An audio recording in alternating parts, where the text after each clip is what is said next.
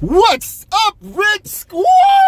Guys, I'm ecstatic. I'm over the moon, man. I know the game finished maybe like 25 to 30 minutes ago, but I'm on my way home from work and I had to get settled. And the most settled place for me is in the car. Manchester City versus Tottenham Hotspur. I predicted a 2-1 win, and I got something better, a 4-1 comprehensive victory for Manchester City. I'm so ecstatic right now. The elation cannot be explained by mere words. The adrenaline flowing through my veins is just, tremendous. It's tremendous. City is going to go on to win the league, surely. Surely. 52 points from 18 matches, 17 wins, 1 draw. Oh my God, what an amazing start. The best ever start to an English top flight season, man. It's amazing. 16 successive or consecutive, whatever word you want to choose, wins on the bounce.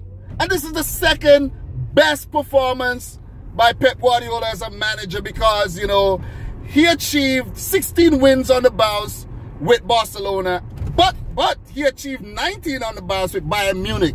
So can we break that record?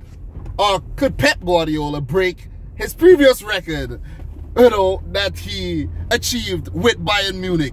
That would be amazing, man. That would be amazing. And I don't see any team stopping us right now. I really don't. I really don't. Pep Guardiola will have to do something really dumb or be really complacent. And these are not, characteristics of Pep Guardiola at all, man. These are not characteristics of him.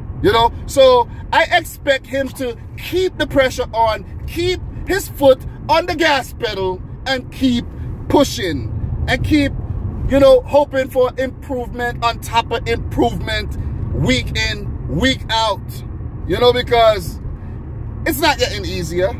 Because, as a city as the season, gets further and further in, the challenge becomes a little harder. Plus December is a really, really tough month, very, very tough schedule. And, getting through December, once we get through December, man, it's all good. I think it should be all smooth sailing. January transfer window will open. Maybe Pep Guardiola might dig into the pockets, buy a few players, and it will be smooth sailing. But let me talk about the Tottenham Hotspur versus Manchester City match. Or the Manchester City versus Tottenham. It's kind of hot in here, man. Kind of hot. But, oh man, I predicted the same 11 that started, with the exception of, David Silva, who had to pull out for personal reasons. Gundogan was his replacement. But apart from that, everyone who I predicted that would started.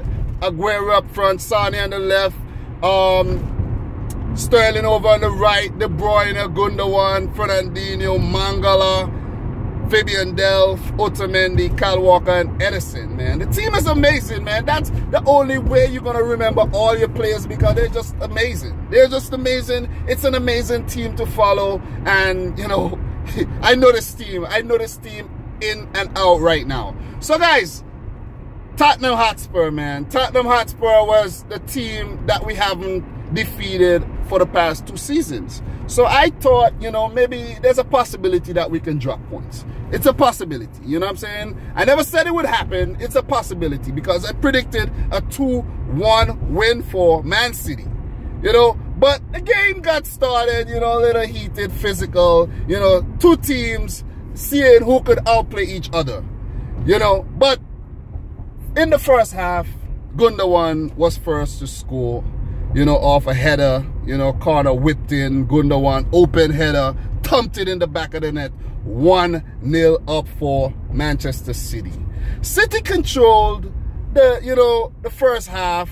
You could say they controlled most of the first half. They were on top. And then coming into the second half, Tottenham, they came out of the blocks a little faster, and they were, pressuring Manchester City a lot. And, I was like, oh, man. Tottenham Hotspur looking a little dangerous here. They're looking a little dangerous. But City, they held their nerve and the game got so feisty. You know, Harry Kane lunging in with, you know, really bad tackles.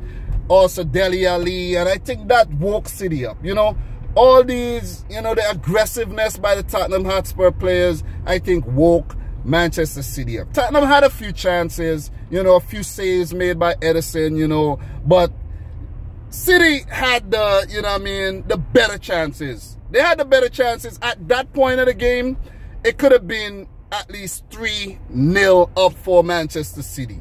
But, you know, Gabriel Jesus came on for Aguero, and, you know, just to add a little pep into the, you know, into the game, because Jesus is a little swifter than Aguero right now, younger, more agile player. And I think right away he had like influence on the game. You know, he had a chance, but he wasn't able to put it away. I think the defender kicked it wide or something. But after Dele Alli made that nasty tackle on Kevin De Bruyne, I think it was around the 67th minute or something like that.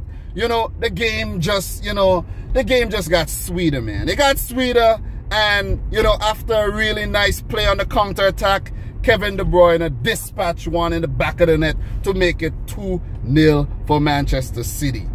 Soon after that, Raheem Sterling, you know, he came into action, and, you know, he put one back. But that was not, you know, until Gabriel Jesus missed the penalty. I almost forgot that Gabriel Jesus missed the penalty. I think De Bruyne should have took that penalty after, you know, he just scored, and the penalty came like really quick after he scored. So I think that, you know, De Bruyne should have stepped up and taken that penalty. I need to get my events in chronological order here, you know. But soon after the penalty was missed, I was like, oh man, that could have been 3-0 up. But, you know, never mind that. Never mind that. We're still leading. Sterling, he made it 3-0. And I was like, yes, yes, you know. And, you know, in the dying embers of the game, you know, another, you know, beautiful play, you know, by Manchester City, and they made it 4-0. Raheem Sterling again. I think this is 15 goals now for the season for Raheem Sterling. So that's an amazing season he's having. And, you know, Christian Eriksen pulled back a late consolation goal for Manchester City, who probably just switched off.